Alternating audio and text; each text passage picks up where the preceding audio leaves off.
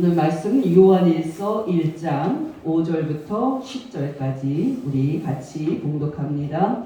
우리가 그에게서 듣고 너희에게 전하는 소식은 이것이니 곧 하나님은 빛이시라. 그에게는 어둠이 조금도 없으시다는 것이니라. 만일 우리가 하나님과 사귐이 있다 하고 어둠에 행하면 거짓말을 하고 진리를 행하지 아니함이거니와 그가 빛 가운데 계신 것 같이 우리도 빛 가운데 행하면 우리가 서로 사귐이 있고 그 아들 예수의 피가 우리를 모든 죄에서 깨끗하게 하실 것이요 만일 우리가 죄가 없다고 말하면 스스로 속이고 또 진리가 우리 속에 있지 아니할 것이요 만일 우리가 우리 죄를 자백하면 그는 미쁘시고 의로우사 우리 죄를 사하시며 우리를 모든 불의에서 깨끗하게 하실 것이요 만일 우리가 범죄하지 아니하였다면 하나님을 거짓말하는 이로 만드는 것이니 또한 그의 말씀이 우리 속에 있지 아니하니라. 아멘. 여러분, 오늘 말씀은 5절에서 하나님은 빛이시라 라는 말씀으로 시작을 합니다. 여러분, 왜 사도 요한은 5절에서 이 말씀을 처음으로 쓰고 있을까요? 이것이 오늘 본문을 보면서 우리가 갖게 되는 첫 번째 질문입니다. 여러분 기억하십니까? 그 당시에 사도 요한은 정통 그리스도인들에게 큰 위협이 되고 있었던 영지주의 이단과 맹렬하게 싸우고 있었습니다. 무슨 뜻입니까? 사도 요한이 5절에서 하나님은 빛이십니다 라는 말을 쓸 때 그는 곧 출판을 하게 될 지적인 신학책을 쓰듯이 책상에 앉아서 이 말을 쓴 것이 아니었다는 말입니다. 한마디로 말씀을 드리면 5절에서 사도 요한이 하나님은 빛이십니다 라는 말을 쓸 때는 이 말이 영지주의자들의 가르침이 이단임을 밝히는 결정적인 근거가 되기 때문에 쓰고 있는 겁니다. 이 시점에서 여러분, 그 당시 정통교회가 영지주의 이단과 어떤 문제로 싸우고 있었는지 상기할 필요가 있습니다. 요한일서 5장 13절입니다. 내가 하나님의 아들의 이름을 믿는 너희에게 이것을 쓰는 것은 너희로 하여금 너희에게 영생이 있음을 알게 하려 함이라. 여러분 기억나십니까? 정통교회, 정통교회가 영지주의 이단과 싸우고 있었던 가장 큰 문제는 둘 중에 누구에게 영생이 있느냐 하는 싸움이었습니다. 당연히 영지주의 이단은 자기들에게 영생이 있다고 주장을 했습니다. 또 당연히 정통교회는 예수님을 아들 신으로 믿는 정통 그리스도인들에게 영생이 있다고 주장을 했습니다.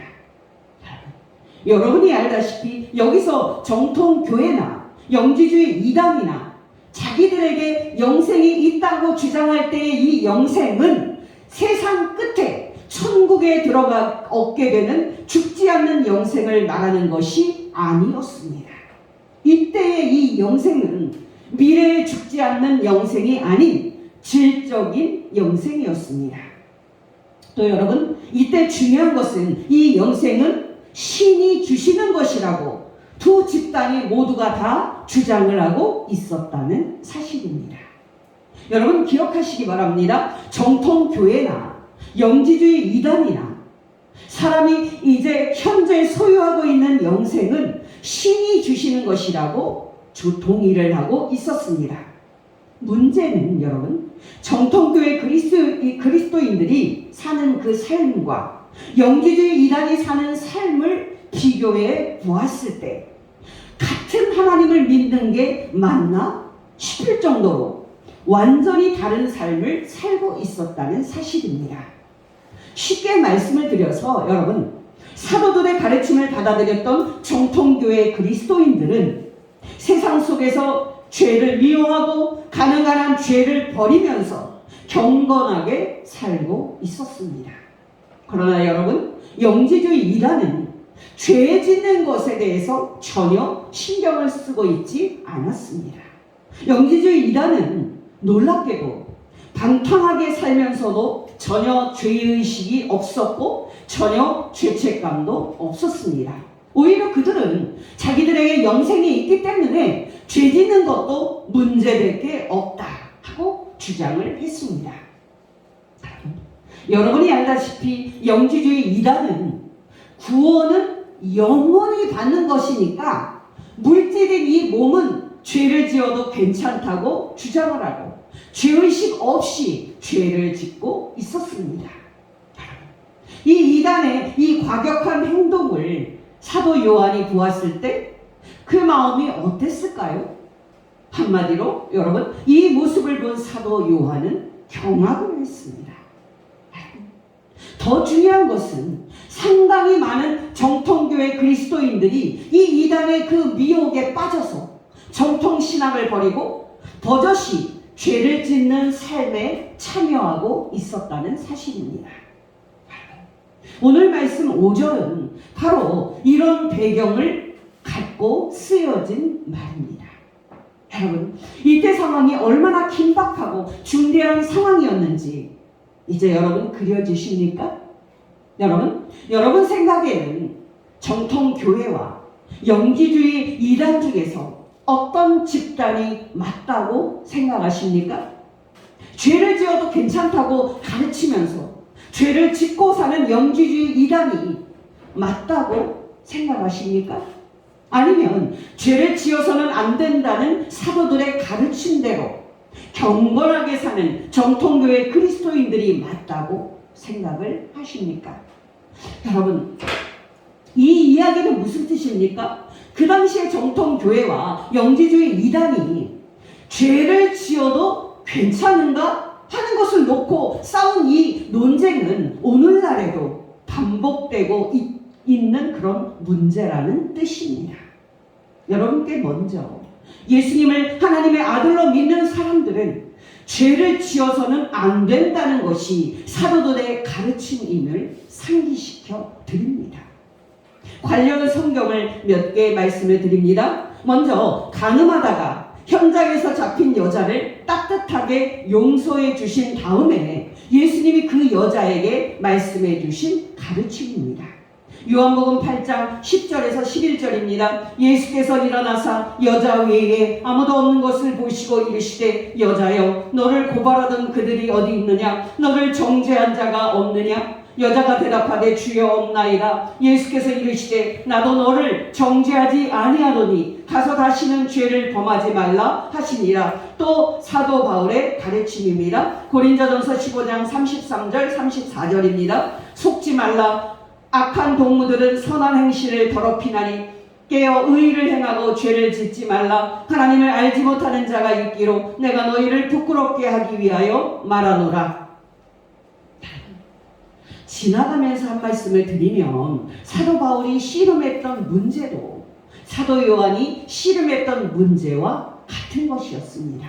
그 당시에 사도 바울이 개척을 해서 세운 교회들도 죄를 지어서 이제 살아도 구원을 얻는 데 있어서 아무 하등 지장이 없다고 가르치는 거짓된 그 사상에 영향을 받고 있었고, 또 많은 그리스도인들이 미혹에 빠져서 정통신앙을 버리고 버젓이 죄를 짓는 삶에 참여하고 있었다는 사실입니다. 한마디로 여러분, 이 죄의 문제는 초대교회의 모든 그리스도인들에게 큰 영향을 미치고 있었던 문제였습니다. 고린도전서 6장 8절에서 11절입니다. 너희는 불의를 행하고 속이는구나. 그는 너희 형제로다. 불의한 자가 하나님의 나라를 유혹으로 받지 못할 줄을 알지 못하느냐. 미혹을 받지 말라. 음행하는 자나 우상 숭배하는 자나 간음하는 자나 탐색하는 자나 남색하는 자나 도적이나 탐욕을 부리는 자나 술 취하는 자나 모욕하는 자나 속여 빼앗는 자들은 하나님의 나라를 유혹으로 받지 못하리라. 너희 중에 이와 같은 자들이 있더니 주 예수 그리스도의 이름과 우리 하나님 성령 안에서 씻음과 거룩함과 의롭다 하심을 받았느니라. 갈라디아서 5장 19절에서 21절입니다. 육체의 일은 분명하니 곧 음행과 더러운 것과 호색과 우상 숭배와 주술과 원수 맺는 것과 분쟁과 시기와 분냉과 당짓는 것과 분열함과 이 이단과 투기와 술취함과 방탕함과 또 그와 같은 것들이라. 전에 너희에게 경계한 것 같이 경계하노니 이런 일을 하는 자들은 하나님의 나라를 유혹으로 받지 못할 것이요. 마지막으로 한 구절 더 말씀을 드립니다. 데살로니가전서 5장 22절입니다. 악은 어떤 모양이라도 버리라. 여러분 어떠십니까? 여러분은 죄를 짓는 것을 두려워하고 있습니까? 여러분은 매사에 하나님을 기쁘시게 하는 자가 되기를 힘쓰고 있습니까? 여러분, 창세기 39장에는 요셉이 죄 짓는 것을 얼마나 두려워했는지가 나옵니다. 여러분이 알다시피 요셉은 17살이었을 때 10명이 넘는 형들의 시기와 미움을 받아서 애굽으로 팔려갑니다. 그리고 애굽에서 최종적으로 애굽왕 바로의 신하인 경호대장 보디발의 노예가 됩니다. 근데 여러분, 보디발이 가만히 지켜보니까 요셉이 총명하고 일을 참 잘합니다. 그래서 보디발은 전격적으로 요셉을 그 집의 모든 재산과 모든 종들과 모든 일 처리를 주관하는 가정총무로 삼습니다. 여러분, 놀랍지 않습니까? 여러분, 요셉을 보디발이 얼마나 신뢰했는지 요셉에게 모든 재산과 모든 일을 일임을 했고 그 일들에 대하여서는 보디발이 전혀 간섭하지 않았을 정도였습니다. 그 정도로 요셉은 보디발의 신임을 받았습니다. 그리고 요셉이 가정총무를 한 때부터 보디발의 그 재산은 나날이 불어갔습니다. 여러분, 보디발이 보았을 때 요셉이 얼마나 이뻤겠습니까? 근데 여러분, 그때 요셉에게 큰 시험이 찾아옵니다. 여러분, 그때 요셉은 얼굴이 잘생겼고 또 빛이 났었던 모양입니다. 창세기 39장 6절 하반절입니다. 요셉은 용모가 빼어나고 아름다웠더라. 여러분, 요셉이 보디발의 집에서 가정총무로 있었던 때의 기간은 대략 한 10년 정도 됩니다. 그러니까 요셉이 그 시험을 받았던 때가 그의 나이 28살 때였습니다. 여러분 생각해 보십시오. 요셉은 지금의 서울대나 미국의 하버드를 수소로 들어갈 수 있을 정도로 똑똑한 사람이었습니다. 거기에다가 얼굴도 잘생겼고 또 몸매도 멋져 보일 정도로 멋있는 사람이었습니다. 여러분, 이런 멋진 28살의 청년이었던 이 요셉은 당연히 보디발의 아내의 눈길을 끕니다. 읽고 요셉의 잘생긴 용모의 마음을 빼앗긴 보디발의 아내는 정욕에 휩싸여서 요셉에게 눈짓을 보내며 유혹을 하기에 이릅니다. 이 여자는 애굽왕 바로의 경호대장 보디발의 아내입니다. 무슨 뜻입니까? 여러분, 이 여자도 틀림없이 얼굴이 이뻤을 것이고 또 매력적인 여자였을 것입니다.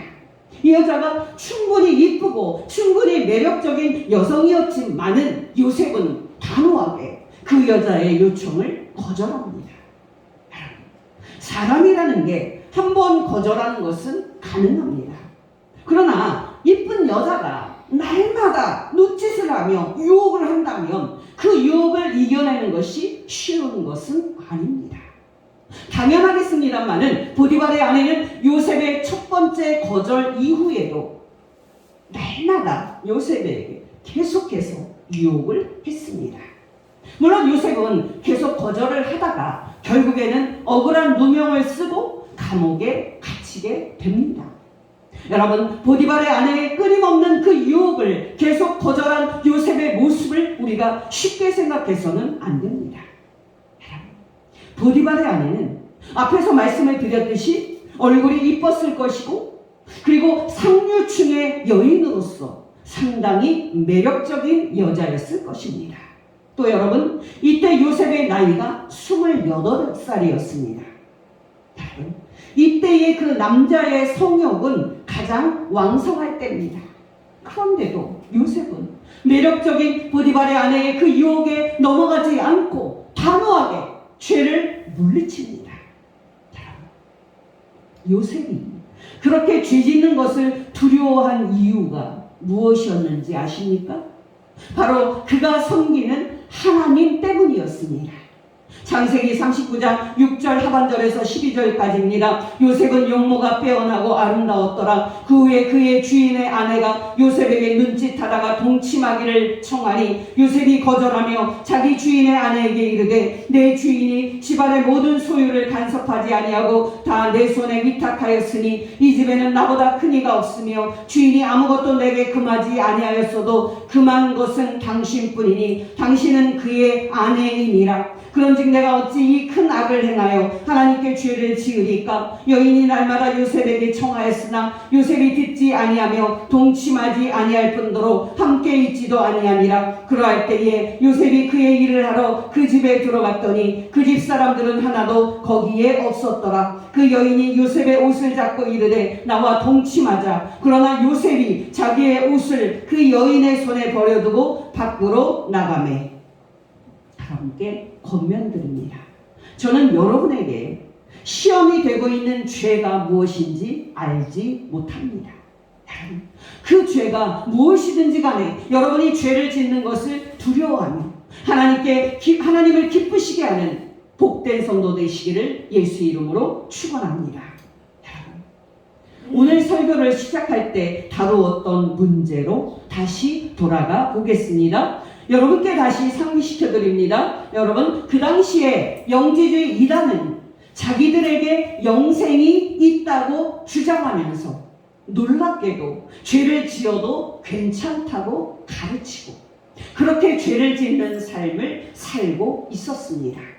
반면에 여러분, 영지주의 이단의 가르침과 그들의 삶을 본 사도 요한은 정말 경악을 금치 못하고 있었습니다. 왜 그렇습니까? 놀랍게도 많은 정통교회 그리스도인들이 그 이단의 미혹에 빠져서 정통신앙을 버리고 있었고 또 죄를 짓는 방탕한 삶을 살고 있었기 때문입니다. 이때 중요한 것이 무엇이었겠습니까? 바로 죄를 지어도 괜찮다고 주장을 하는 이 영지주의자들의 가르침이 맞는지 아니면 죄를 지으면 안 된다고 가르치는 사도들의 가르침이 맞는지를 논증하는 일이었습니다. 어떤 가르침이 맞는지를 논증하는 일은 사실 간단합니다. 바로 그 근거를 밝히면 됩니다. 우리가 죄를 지으면 안 되는 근거는 무엇입니까? 여러분 기억하시기 바랍니다. 하나님의 아들이신 예수님을 믿는 사람들에게는 이미 영생이 있습니다. 근데 여러분, 우리가 지금 가지고 있는 이 영생은 원래 하나님의 아들이신 예수 그리스도께서 가지고 계셨던 영생이었습니다. 더 나아가서 이 영생은 처음에 하나님이 가지고 계셨던 영생이었습니다. 그러니까 여러분, 이 영생은 처음에는 하나님이 소유하고 계셨던 생명이었는데 하나님께서 하나님의 아들이신 예수 그리스도에게 나누어 주신 생명이었고 바로 예수 그리스도께서 믿는 우리들에게 나누어 주신 생명이라는 말입니다. 그러니까 여러분, 영지주의 이단과 정통교회 중에 어떤 집단의 회원들에게 지금 영생이 있느냐를 판단하는 근거는 우리에게 영생을 주시는 하나님이 어떤 분인지 밝히는 일이 될 것입니다. 바로 이런 배경에서 사도 요한이 5절에서 하나님은 빛이십니다 라고 선포를 하고 있는 것입니다. 요한일서 1장 5절에서 7절 상반절입니다. 우리가 그에게서 듣고 너희에게 전하는 소식은 이것이니 곧 하나님은 빛이시라 그에게는 어둠이 조금도 없으시다는 것이니라. 만일 우리가 하나님과 사귐이 있다고 어둠에 행하면 거짓말을 하고 진리를 행하지 아니함이거니와 그가 빛 가운데 계신 것 같이 우리도 빛 가운데 행하면 우리가 서로 사귐이 있고. 이해되십니까? 여러분 기억하시기 바랍니다. 하나님은 빛이십니다. 여러분 이 말은 하나님은 영생이십니다 라는 말과 같은 말입니다. 여러분께 다시 쉽게 말씀을 드리면 하나님은 빛의 삶을 살고 계십니다. 또 또 하나님은 진리의 삶을 살고 계십니다. 또 하나님은 영생의 삶을 살고 계십니다. 여러분 중에는 제가 지금 말씀드린 것이 낯설게 느껴지시는 분도 있을 겁니다. 믿지 않는 분들은 말할 것도 없고 믿는 분들까지도 신을 그냥 존재하고 계시는 그런 분으로 생각하는 경향이 있습니다. 그러나 여러분, 성경이 우리에게 계시하는 신은 그런 신이 아닙니다. 성경을 통해 계시된 하나님께서는 삶을 살고 계시는데요, 바로 빛의 삶, 영생의 삶을 살고 계십니다. 바로 이것이 하나님이 영생을 소유하고 계시다는 그 말씀의 의미입니다.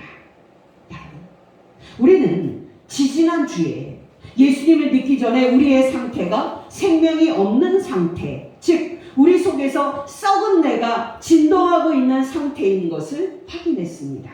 그리고 우리가 아들 신이신 예수 그리스도를 믿을 때 생명이 없던 우리에게 생명이 이식이 되고 영생이 주어진다는 것을 확인했습니다. 이것이 요한일서 5장 11절에서 13절의 의미였습니다. 다시 상기를 시켜드립니다. 또 증거는 이것이니 하나님이 우리에게 영생을 주신 것과 이 생명이 그의 아들 안에 있는 그것이니라. 아들이 있는 자에게는 생명이 있고 아들이 없는 자에게는 생명이 없느니라. 내가 하나님의 아들의 이름을 믿는 너희에게 이것을 쓰는 것은 너희로 하여금 너희에게 영생이 있음을 알게 하려 함이라.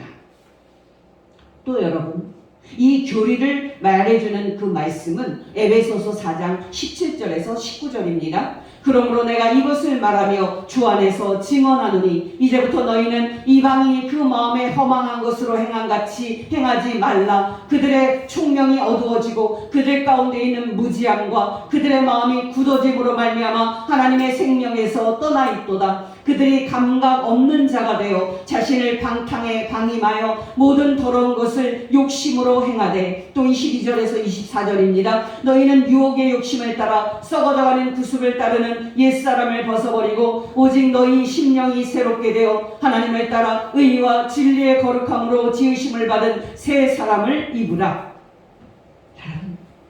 성도들에게 구원받는 게 무엇이냐 하고 물어보면 거의가 다 죽었을 때 우리 영혼이 천당에 가는 거라고 대답을 합니다. 그러나 여러분, 우리가 받는 구원의 축복에는 그것도 포함이 됩니다만은 그것은 근본적인 구원은 아닙니다. 우리가 받는 근본적인 구원은 우리가 신, 밭, 즉 하나님을 닮는 것입니다. 이런 점에서 우리가 받는 첫 번째 구원은 하나님이 살고 계시는 빛의 삶과 영생의 삶을 우리도 선물로 받아서 이 땅에서 우리가 죄를 멀리하는 빛의 삶을 살게 되는 겁니다. 바로 이런 의미에서 하나님의 생명인 영생이 예수님을 믿는 우리에게 이미 있다고 성경이 말하고 있는 것입니다. 물론 하나님은 영원히 죽지 않은 영생의 삶도 소유하고 계십니다. 기뻐하시기 바랍니다. 우리는 하나님이 소유하고 계시는 이 죽지 않는 생명에도 장차 참여하게 될 것입니다. 바로 이것이 우리가 기다리고 있는 소망입니다. 우리는 세상 끝에 예수 그리스도께서 다시 오실 때 우리의 죽을 몸은 죽지 않는 몸으로 변화될 것이고, 그 상태로 우리는 천국에 들어가서 하나님처럼 영원히 죽지 않는 존재가 될 것입니다. 고린도전서 15장 53절에서 55절입니다. 이 썩을 것이 반드시 썩지 아니할 것을 입겠고 이 죽을 것이 죽지 아니함을 입으리로다. 이 썩을 것이 썩지 아니함을 입고 이 죽을 것이 죽지 아니함을 입을 때에는 사망을 삼키고 이기리라고 기록된 말씀이 이루어지리라. 사망아, 너의 승리가 어디 있느냐? 사망아, 내가 쏘는 것이 어디 있느냐? 근데 여러분, 이 시점에서 중요한 것은 무엇입니까? 하나님의 아들이신 예수님을 믿는 사람은 하나님이 소유하고 계시는 영생을 이미 소유하고 있다는 사실입니다. 그러므로 여러분, 하나님의 아들이신 예수 그리스도를 믿음으로 이미 하나님의 생명인 영생을 소유한 우리가 죄를 지을 수 있습니까? 불가능합니다. 왜요? 빛이시고 영생이신 하나님과 사귐이 있는 사람은 하나님의 생명을 소유한 사람답게 빛 가운데서 살고 의와 거룩 가운데 살 것이기 때문입니다. 이제 오늘 설교 마지막으로 죄를 짓지 않고 경건하게 살아야 하는 우리 그리스도인이 주의해야 할 점을 하나 말씀을 드리고자 합니다. 사실 우리가 죄를 짓지 않고 경건하게 살아야 한다고만 말하는 것으로는 충분하지 않습니다. 왜 그렇습니까? 우리에게 이미 영생이 있고 우리가 이미 하나님의 자녀가 됐지만 우리 몸에는 아직도 죄가 남아있기 때문에 우리가 이 세상에 사는 한은 우리는 죄를 지을 수밖에 없기 때문입니다. 그렇다면 여러분, 예수님을 안 믿는 사람이나 예수님을 믿는 사람이나 겉으로 보면 똑같이 죄를 짓는 것처럼 보이는데 어디에서 차이를 발견할 수 있습니까? 바로 자신의 죄를 자백할 수 있느냐 없느냐의 차이입니다. 요한일서 1장 9절입니다. 만일 우리가 우리 죄를 자백하면 그는 미쁘시고 의로우사 우리 죄를 사하시며 우리를 모든 불의에서 깨끗하게 하실 것이요. 여러분, 사람들이 가장 하기 어려워하는 것이 무엇인지 아십니까? 바로 자신이 죄 지은 것을 인정하고 그 죄를 자백하는 겁니다.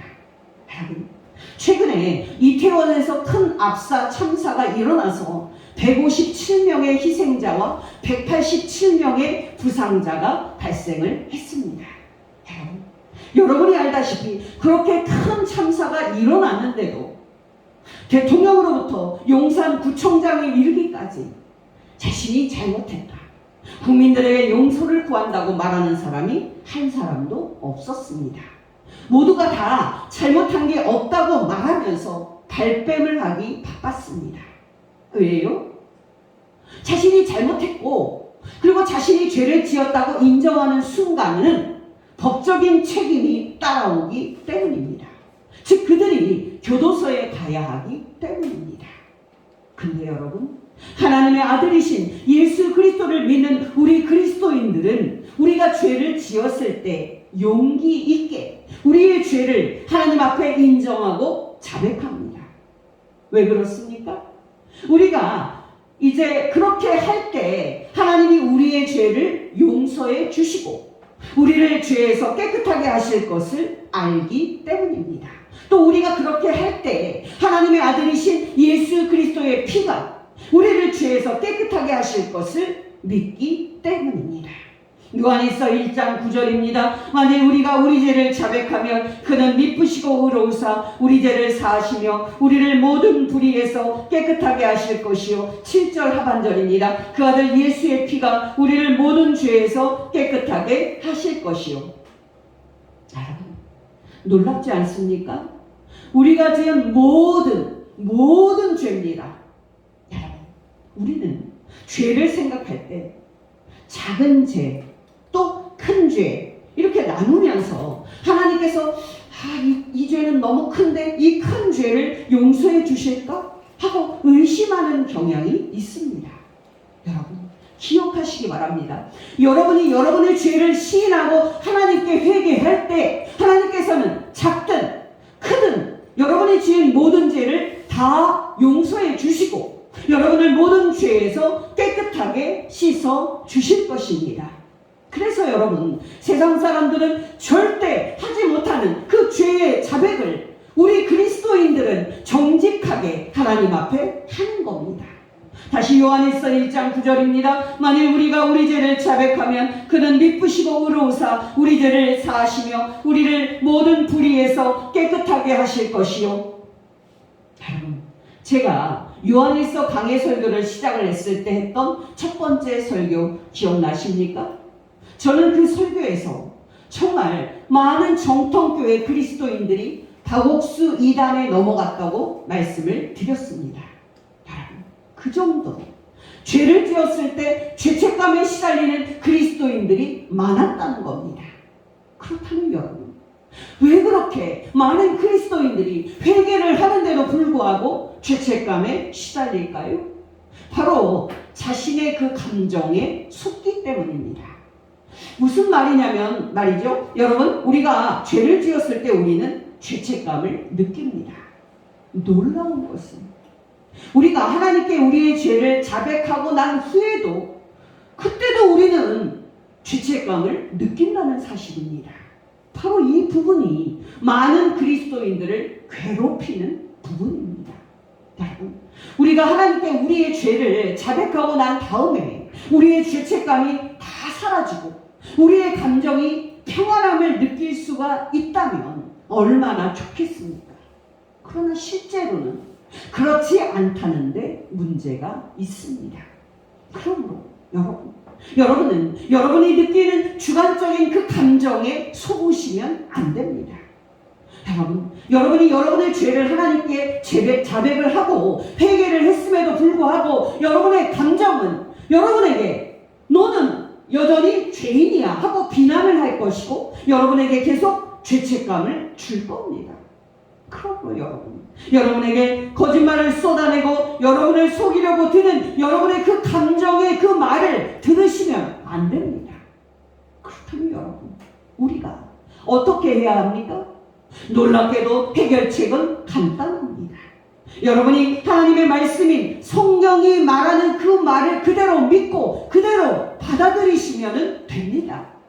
예를 들어서 요한일서 1장 9절이 만일 우리가 우리 죄를 자백하면 하나님은 미쁘시고 의로우사 우리 죄를 사하시며 우리를 모든 불의에서 깨끗하게 하실 것이요 라고 말씀을 하고 있다면 여러분은 이 말씀 그대로 믿고 이 말씀 그대로 받아들이시면 됩니다.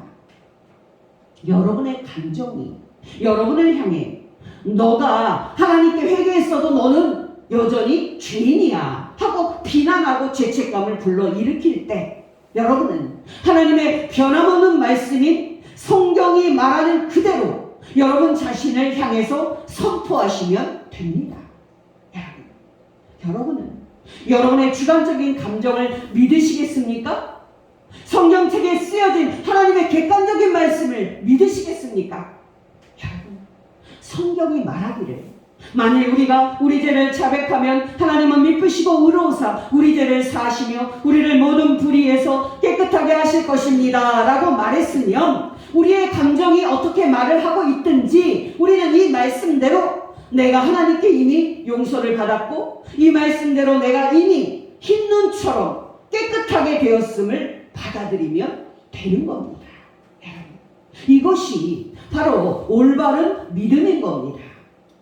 여러분 중에 혹시 여러분만이 알고 있는 그 은밀한 죄를 놓고 반복적으로 계속 회개 기도하는 분이 있습니까?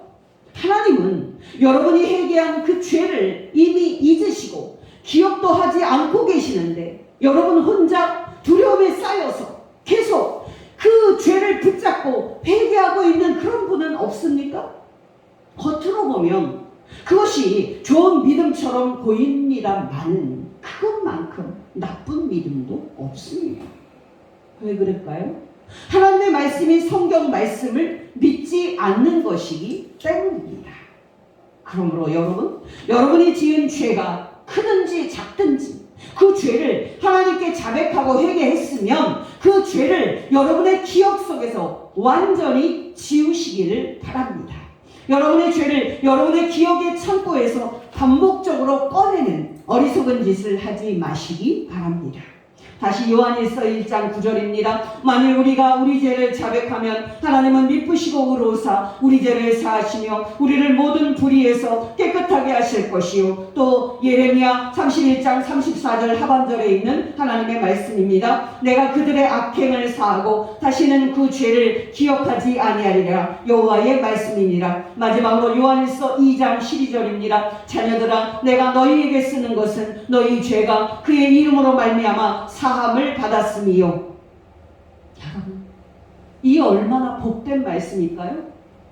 여러분께 권면드립니다. 이 복된 말씀을 굳게 붙잡고 여러분이 회개할 때마다 여러분이 하나님께 용서받았고 깨끗하게 되었음을 아시고 여러분의 마음에 평안과 기쁨이 충만하시기를 예수의 이름으로 축원합니다. 여러분, 우리 사람이라는 게 참 희한합니다. 제가 작년인가 EBS 방송에서 방송을 하고 있었던 100세 시대 노인들의 삶을 조명한 그 다큐를 두세 편을 제가 봤는데요. 88세 된 할머니가 자신의 삶을 돌아볼 때 자신이 좋았던 것은 생각나지 않고 안 좋았던 그런 것만 생각난다고 말하는 것을 들었습니다. 아무리 어렵게 살았다고 해도 정말 좋았던 게 하나도 없습니까? 근데 여러분, 우리 사람이라는 게 희한하게도 우리의 생각이 부정적인 그런 방향으로 흐르는 것이 일반적입니다. 여러분 기억하시기 바랍니다. 여러분의 감정과 여러분의 생각이 부정적인 방향으로 흐를 때 여러분의 생각을 성경 말씀으로 채우셔서 여러분의 생각을 소망적인 방향으로 흐르도록 만드시기를 바랍니다. 여러분, 예수님을 잘 믿는 사람은 누굽니까? 혹시 천당에 가지 못할까봐 예민한 마음으로 내가 하나님께 회개하지 않은 죄가 뭐 없나 하고 자기 내면을 샅샅이 수색하는 사람입니까? 아니면은 천당에 가기 위해서 오지에 격리된 그 공동체 안에 살면서 소위 세상 일은 다 그만두고 예배나 기도나 봉사와 같은 종교적인 활동에만 매달리는 사람입니까? 여러분, 한 기독교 2단 상담소의 그 발표에 따르면 코로나 때 상담을 문의한 그리스도인들이 가장 크게 괴로워했던 문제가 종말론이었다고 합니다. 코로나라는 무서운 감염병이 전 세계로 퍼지니까 종말이 곧 오는 것 아닌가 하고서 생각을 해서 불안해하는 그런 성도들이 많았다는 얘기입니다. 실제로 코로나로 불안한 마음을 가지고 있었던 그리스도인들을 미혹해서 한바탕 종교 장사를 한 이단들이 많았습니다. 최근에는 한국에 전쟁이 곧 날 거니까 해외로 이주를 해야 한다고 미혹하는 이단이 생겨날 정도입니다. 이런 이단들은 예민한 마음을 가지고 내가 혹시 천국에 들어가지 못하면 어떡하나 하고 두려움에 사로잡혀 있는 그리스도인들을 노리고 있는 이단들입니다. 여러분, 어떤 사람이 예수님을 잘 믿는 사람입니까? 한마디로 이 성경을 있는 그대로 받아들이는 사람입니다. 여러분, 가장 중요한 말씀은 데살로니가전서 5장 16절에서 18절입니다. 항상 기뻐하라, 쉬지 말고 기도하라, 범사에 감사하라. 이것이 그리스도 예수 안에서 너희를 향하신 하나님의 뜻입니다. 여러분께 권면드립니다. 여러분이 이미 하나님의 자녀이며 여러분이 죄를 회개할 때마다 하나님께 용서받고 깨끗하게 됨을 아시고 항상 기뻐하는 성도 되시기를 예수 이름으로 축원합니다. 또한 하나님께서 하나님의 은혜와 하나님의 아들 예수 그리스도의 피로 여러분을 이미 구원하셨음을 아시고 항상 감사하는 성도 되시기를 예수 이름으로 축원합니다. 기도하겠습니다. 하나님 아버지, 오늘 말씀을 통해서 우리가 죄를 회개할 때마다 하나님으로부터 용서함을 받으며 깨끗하게 함을 받는 것을 가르쳐 주신 것 진심으로 감사를 드립니다. 하나님 아버지, 우리가 날마다 하나님의 뜻대로 살려고 애쓰지만 우리 몸에 여전히 남아있는 죄와 죄성으로 인해 죄를 짓게 되는 것을 아버지 하나님께서 아십니다. 하나님 아버지, 이때에 죄책감에 눌려 고통당하지 않게 하여 주시고 하나님 아버지께 회개할 때마다 평안을 누리게 하옵소서. 또한 회개한 이후에도 우리에게 죄책감을 불러일으키는 우리의 감정에 속지 않게 하여 주시고 성경 말씀을 그대로 받아들임으로써 믿음으로 평안을 누리며 하나님 아버지와 주 예수 그리스도를 섬기게 하옵소서. 예수님의 이름으로 기도합니다. 아멘.